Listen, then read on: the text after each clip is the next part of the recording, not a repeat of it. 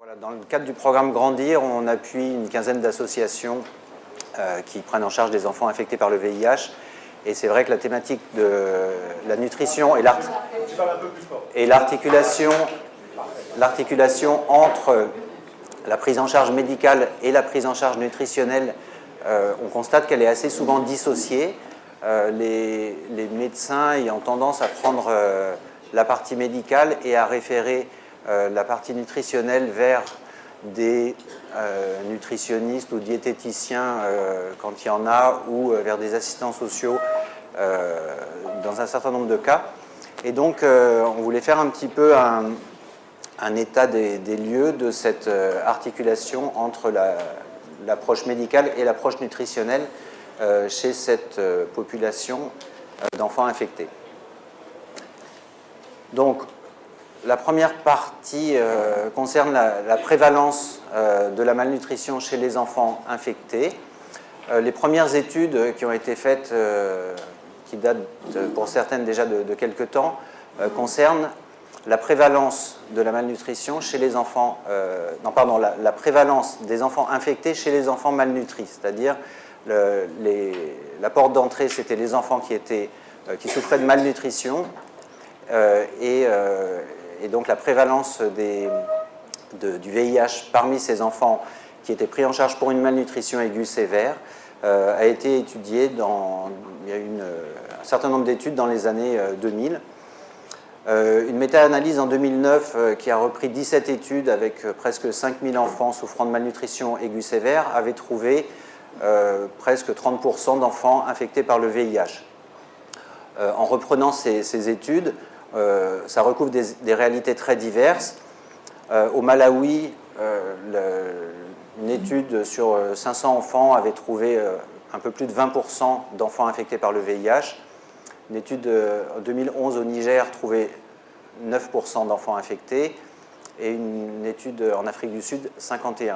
Donc là, en fait, on se retrouve avec les différences de prévalence qu'il y a dans les différents pays, et des pays à prévalence basse, comme le Niger, trouvent des prévalences d'enfants infectés parmi les enfants souffrant de malnutrition aiguë sévère, beaucoup plus basses qu'en Afrique du Sud, où les prévalences sont plus importantes. Une vieille étude avait essayé de regarder, parmi les enfants qui étaient exposés au VIH, la prévalence de la malnutrition. Donc, il y avait 95 enfants qui avaient été exposés au VIH mais qui étaient non infectés, 36 qui étaient infectés par le VIH mais asymptomatiques, et 25 qui étaient à un stade de sida. Et en fait, on observe que, ce qui est très logique, que en fait, si on regarde les enfants qui sont non infectés, on a une prévalence qui est aux alentours de 10%, et au stade sida de 24%. En ce qui concerne le poids sur âge, par rapport à l'indicateur taille sur âge, on a des prévalences qui sont là aussi croissantes de l'enfant non infecté vers l'enfant qui est sida symptomatique. Et la malnutrition stade 2 ou 3, en fait, c'était soit un indice taille sur âge, soit un indice poids sur taille inférieur à -2 ou -3 déviations standard. Et en fait, ces indices montraient une prévalence très rare chez l'enfant non infecté, et par contre de 16% chez l'enfant sida. Alors, on pourra rediscuter de ces indicateurs. En fait, un indice poids sur âge inférieur à 90%, c'est un indice qui englobe à la fois les malnutritions, mais aussi des enfants qui ont une insuffisance pondérale quasi physiologique. Et la taille sur âge inférieure au 10e percentile, on est au-dessus de -2 déviations standard. Donc, on englobe aussi des enfants qui n'ont pas forcément une malnutrition avérée. Une autre série d'études a cherché à voir quels étaient les facteurs de mortalité à l'initiation du traitement antirétroviraux. Vous savez qu'à l'initiation du traitement, on a une mortalité en général élevée qui, après quelques mois, diminue. Et donc, ces facteurs de risque ont été étudiés dans plusieurs études. Une étude au Kenya en 2010 a retrouvé comme facteur de risque en analyse univariée une hémoglobine inférieure à 9 grammes, un poids sur taille inférieur à moins 2 déviations standard et un stade 4 de l'OMS. Quand on passait en analyse multivariée, on retrouvait uniquement une hémoglobine inférieure à 9 grammes. Et si on regarde l'indice de poids sur taille inférieur à moins 2 déviations standard, on se rend compte que là encore, on a pris un indicateur qui était probablement trop large et probablement avec un indice poids sur taille inférieur à moins 3 déviations standard, on aurait pu retrouver ce facteur de risque en analyse multivariée. Deux autres études, une au Malawi en 2007 sur 439 enfants, relativement jeunes puisque 48% avaient moins de 6 ans. Là, ils ont utilisé l'indicateur poids sur taille inférieur à moins 3 et là, pour le coup, cet indicateur ressort comme facteur de risque indépendant en analyse multivariée. Et la dernière étude que j'ai sortie en République démocratique du Congo en 2009, où là, on retrouvait en analyse multivariée, encore une fois, un indicateur de malnutrition. Et pour le coup, ils ont choisi l'indicateur poids sur âge inférieur à moins 3 déviations standard. Les autres facteurs de risque de décès étaient une candidose orale et en analyse univariée, une hypertension sévère et une hémoglobine inférieure à 9 grammes par décilitre. Donc, la malnutrition apparaît, qu'elle soit aiguë ou globale, et sévère et plus ou moins modérée, mais en général, la malnutrition sévère est un facteur de risque indépendant de décès à l'initiation du traitement antirétroviraux.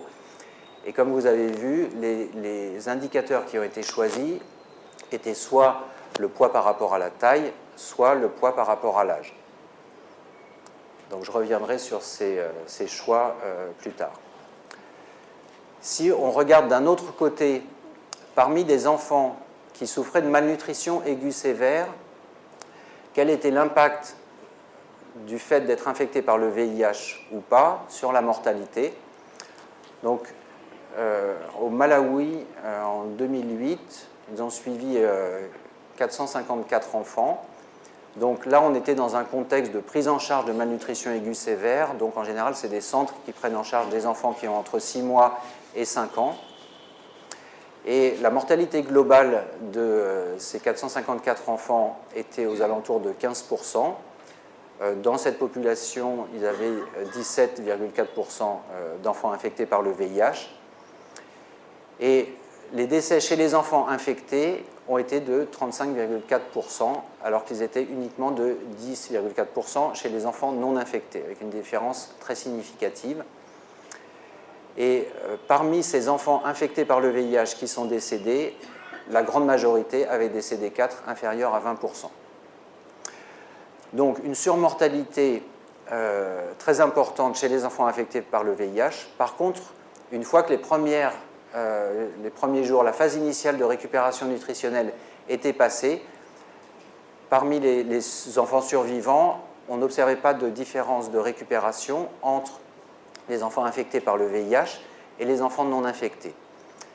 Il manquait dans cette étude le renseignement de savoir si ces enfants avaient été mis sous traitement antirétroviral ou pas, et si oui, à quel moment.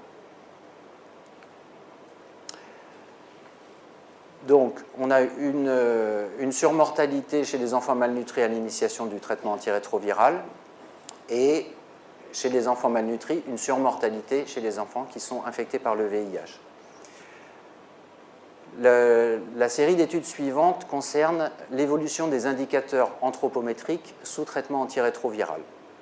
Il y a une étude qui est très intéressante, qui a comparé entre des enfants, une cohorte d'enfants ougandais et une cohorte d'enfants du Royaume-Uni, l'évolution des indicateurs anthropométriques après la mise sous traitement antirétroviral. Il y avait environ 600 enfants en Grande-Bretagne et plus de 900 en Ouganda. Et donc, à l'initiation du traitement antirétroviral, on avait chez les enfants ougandais 67% d'enfants qui avaient un indice poids sur âge inférieur à -2 déviation standard, contre 15% seulement au Royaume-Uni. Et par rapport à l'indice taille sur âge, 70% d'enfants ougandais qui avaient un retard en taille, contre 16% au Royaume-Uni. On remarque au passage qu'en Ouganda, on pèse et on mesure plus les enfants qu'au Royaume-Uni, puisque en fait, les données n'étaient pas récupérables dans plus de 75% pour le poids et 66% pour la taille dans les dossiers du Royaume-Uni, alors qu'on les retrouvait pratiquement dans tous les dossiers ougandais. L'évolution pendant la première année de mise sous traitement,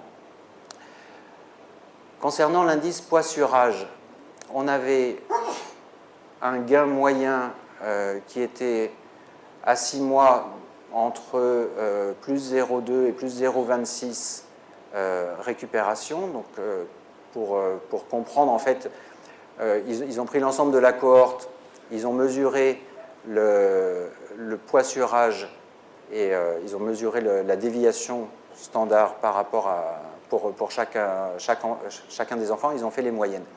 Et donc, globalement, la cohorte gagnait à 6 mois 0,2 déviation standard de poids et à 12 mois entre 0,4 et 0,5. Donc des différences de récupération qui n'étaient pas significatives par rapport au poids. Par contre, quand on regarde les enfants qui restaient malnutris, donc qui restaient inférieurs à -2 déviation standard, on avait une diminution chez les enfants britanniques de 15%, puis 6%, puis 4%. Donc quasiment au bout d'un an, aucun enfant qui était 4% qui restait malnutri par rapport au poids. Et une diminution aussi chez les enfants ougandais de 67 à 62, puis 52%. Et cependant une différence significative entre les deux cohortes.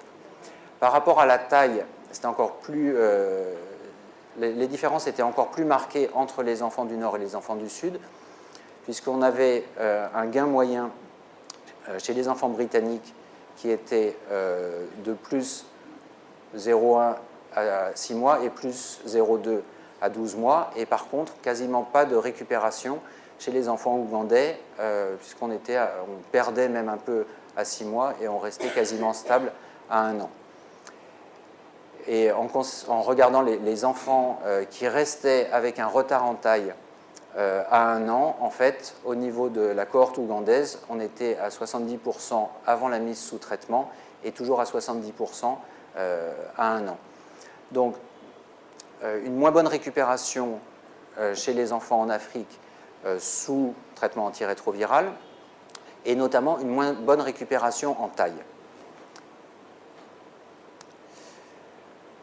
Après cette étude, j'en ai trouvé d'autres qui parlaient de ces évolutions sans comparaison entre le Nord et le Sud. Une étude au Malawi sur à peu près 500 enfants entre 4 et 11 ans avec une moyenne d'âge de 8 ans, ce qui est relativement âgé en fait en termes de récupération nutritionnelle, avec des indices initiaux qui étaient à peu près équivalents aux enfants ougandais, 52% qui avaient un indice poids sur âge inférieur à -2 déviation standard et 69 en taille sur âge. Le suivi a eu lieu sur 2 ans, avec une récupération qui a été plutôt meilleure que dans l'étude, dans la cohorte ougandaise. Mais en fait, ce qui était intéressant, c'est qu'on voyait que le facteur de meilleure récupération sous traitement antirétroviral concernait surtout ceux qui avaient des malnutritions plus sévères, et notamment avec une récupération en poids relativement rapide pour ceux qui partaient du plus bas dans la première année, et une récupération en taille qui était observée mais qui était plus lente. Là encore, on n'avait pas de renseignements sur l'appui nutritionnel dont pouvaient bénéficier ces enfants, et pas non plus de renseignements sur les pathologies intercurrentes. Dans une autre étude qui a été faite en Ouganda, ils ont étudié sur un peu moins, 124 enfants, Cette récupération à 6 mois, non pardon, cette récupération sur, je ne sais plus, 1 an je crois, voilà, 48 semaines, et donc des enfants qui avaient entre 6 mois et 12 ans. Alors, un peu bizarrement, ils ont trouvé une normalisation des indicateurs poids sur âge et taille sur âge chez l'ensemble de ces enfants. Mais ce qui était intéressant dans cette étude, c'est qu'il montrait que la récupération était meilleure chez les enfants plus jeunes. Et ça, bon, tous les pédiatres savent que la récupération nutritionnelle est meilleure chez les enfants plus jeunes, qu'on peut, même un enfant de moins de 2 ans qui a une malnutrition chronique sévère peut récupérer jusqu'à 100% de son potentiel de croissance, et que plus on avance en âge, plus cette récupération, notamment le retard en taille, est difficile à récupérer. Donc ça, c'était les courbes sur un sous-groupe plus jeune. Donc ça, c'était les enfants dans cette étude qui avaient une bonne réponse immunologique et virologique. Et en fait, on se rend compte que donc la courbe bleue concerne les enfants de moins d'1 an, et on a une excellente récupération à la fois sur le poids sur âge et sur la taille sur âge. Une récupération qui est plus moyenne entre 1 an et 3 ans, et qui est encore plus lente à partir du moment où on est au-delà de 3 ans. Là encore, pas de renseignements sur le support nutritionnel éventuel qui a été donné à ces enfants. Alors, la limite de ces études et la difficulté d'interprétation revient aux différents marqueurs qui sont utilisés et qui rendent ces études pas forcément comparables les unes avec les autres. Dans les études sur les malnutritions aiguës sévères, on utilise de manière classique et en pratique courante l'indice poids sur taille, qui se nomme wasting en anglais, et qui correspond en fait qui sélectionne en fait les enfants qui ont perdu du poids récemment. Puisqu'en fait, quand on a une perte de poids aiguë chez un enfant, dans les semaines qui suivent, la croissance en taille se poursuit normalement, et si la perte de poids ou la stagnation pondérale se poursuit, on a un ralentissement puis un arrêt de la croissance en taille, ce qui fait qu'un indice poids sur taille abaissé correspond à une malnutrition qui date de quelques semaines, au maximum 3 mois. Dans les études sur les facteurs de risque de mortalité sous antirétroviraux, d'une part, les limites ont été choisies soit inférieures à moins 2 déviations standard, qui correspond donc à une malnutrition modérée, soit inférieure à moins 3, qui correspond à une malnutrition sévère. Et l'indice qui a été choisi dans certaines études était le wasting, poids sur taille, ou l'underweight, donc le poids sur âge.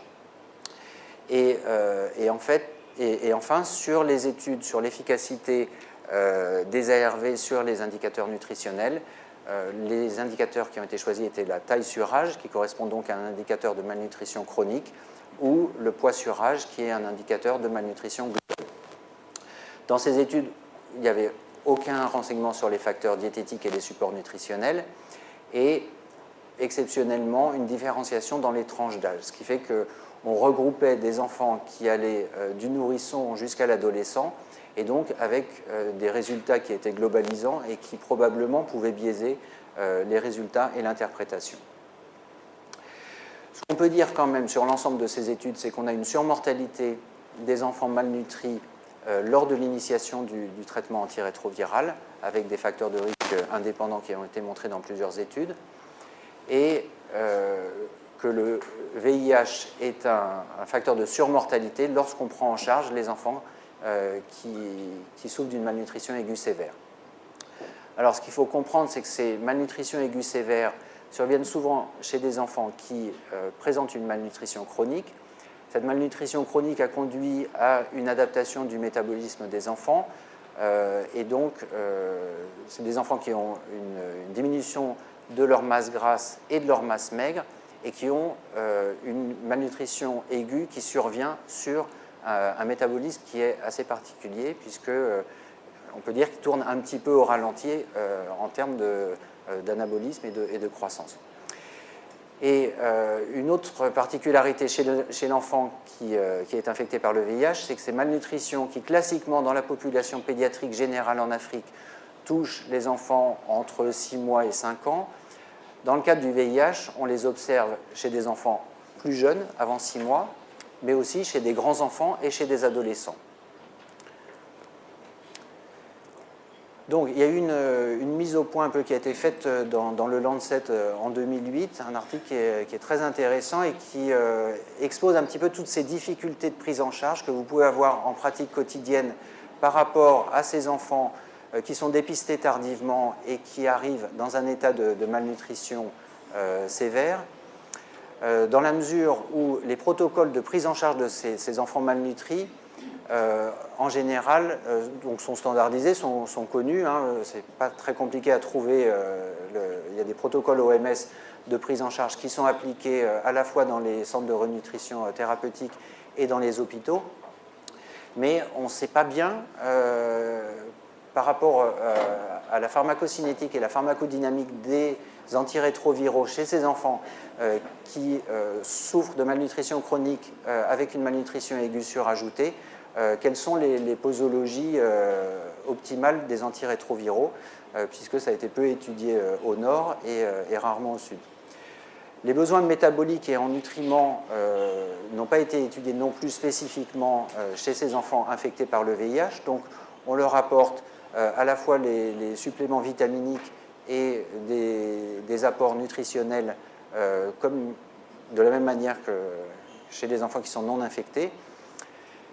Les moyens thérapeutiques nutritionnels dont on dispose, donc essentiellement les laits thérapeutiques F75, F100 et les RUTF, donc avant tout le plum peanut, sont inadaptés avant l'âge de 6 mois, hein, parce que c'est des laits qui ont été faits à partir de lait de vache, mais pas à partir de lait maternisé.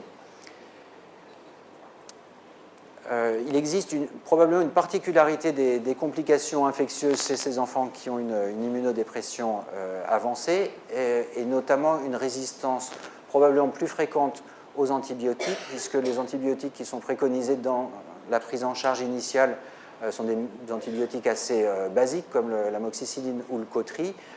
Or, les enfants qui souffrent d'une infection à VIH ont déjà été souvent multitraités par ces antibiothérapies, et donc on a probablement une résistance d'emblée aux germes banaux lors de ces prises en charge. Donc, cet article concluait sur la nécessité de mettre en place des protocoles de prise en charge nutritionnelle spécifiquement adaptés aux enfants infectés par le VIH et poser la question du meilleur moment pour débuter les antirétroviraux. Est-ce qu'il faut d'abord commencer par une réhabilitation nutritionnelle ou débuter les antirétroviraux précocement? La question reste entière.